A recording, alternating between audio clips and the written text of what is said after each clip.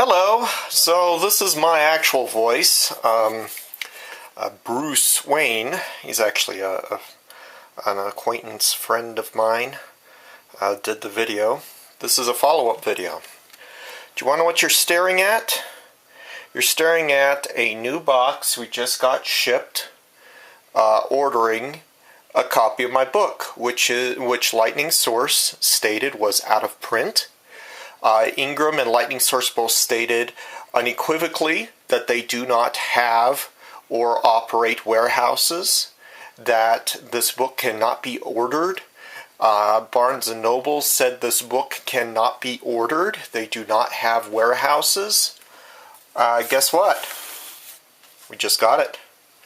This is a follow-up to a situation which I didn't put in the video because it was we weren't quite sure what was going on, but I received books that were returned from Lightning Source back in May, actually, before I received that apology from the legal counsel at Ingram and Lightning Source.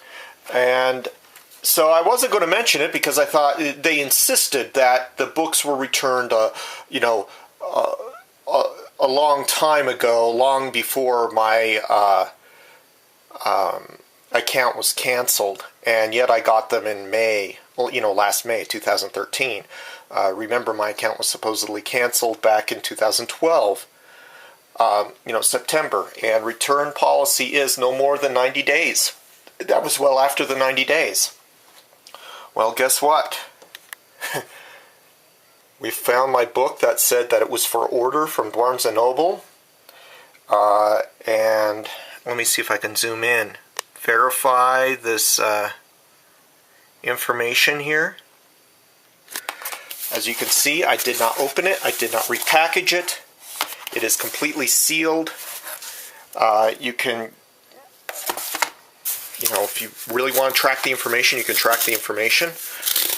Trying to keep the camera on this so you can see that I'm not doing any video fakery here. God, this is a pain in the butt.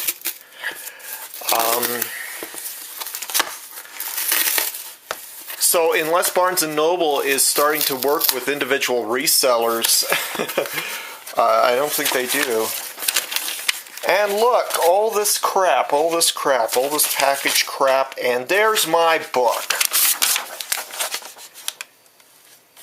The fact that I'm getting stuff shipped either means Lightning Source is printing up new books for new orders, which would be fraud, or someone is warehousing my books and selling it to these guys, which, I'm pretty sure that would be fraud too, because I'm not getting any money from it.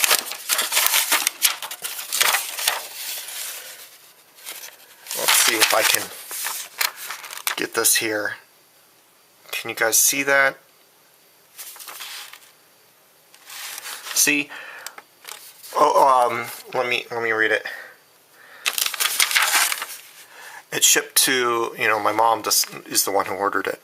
Order number 723864714 of January 30th, 2014. Okay, you see that? Item number. There's the, I believe that's the ISBN of my book. Is that the ISBN of my book? Yeah, that's the,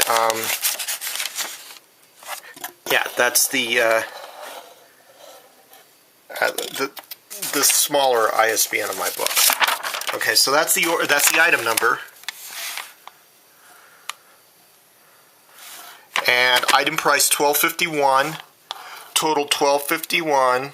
I'm trying my best not to shake this camera around and give you guys a good picture.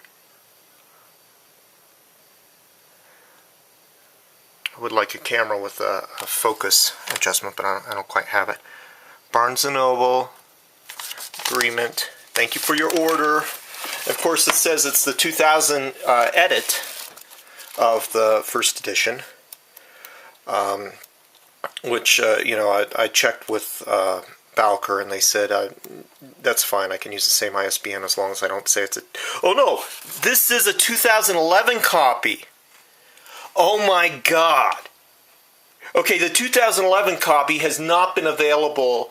It should not have been available for like 2 years or so.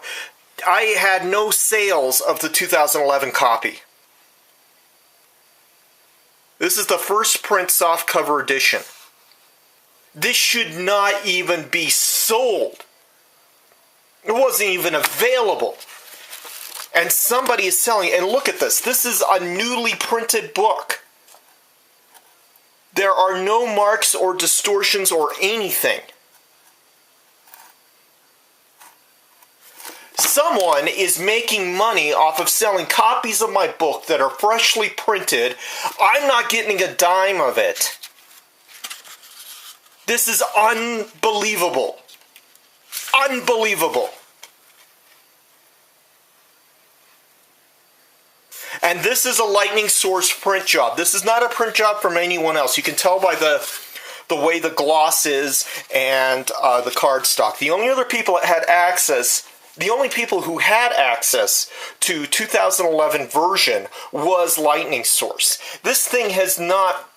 And here's another thing about Lightning Source print jobs. When the book actually sits out, for a couple of months, the gloss deteriorates. You don't even have to touch it. The gloss actually just starts naturally deteriorating. This is a fresh gloss, freshly printed cover here. This was not sitting around.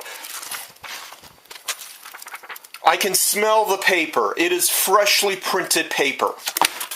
This is unbelievable.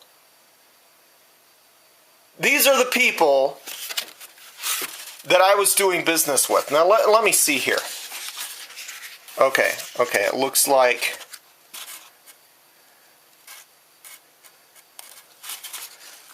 It looks like they didn't adjust the print job on their faces. Okay, that's good. But I should not have... The 2011 copy should not be sold. Period. It was replaced well over a year ago.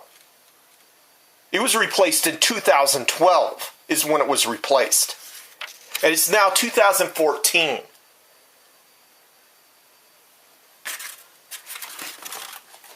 This is bullshit. I mean, if they're going to make money and not even give me a cut of the money, then I want to see... I want to at least see them get the updated edition. You know?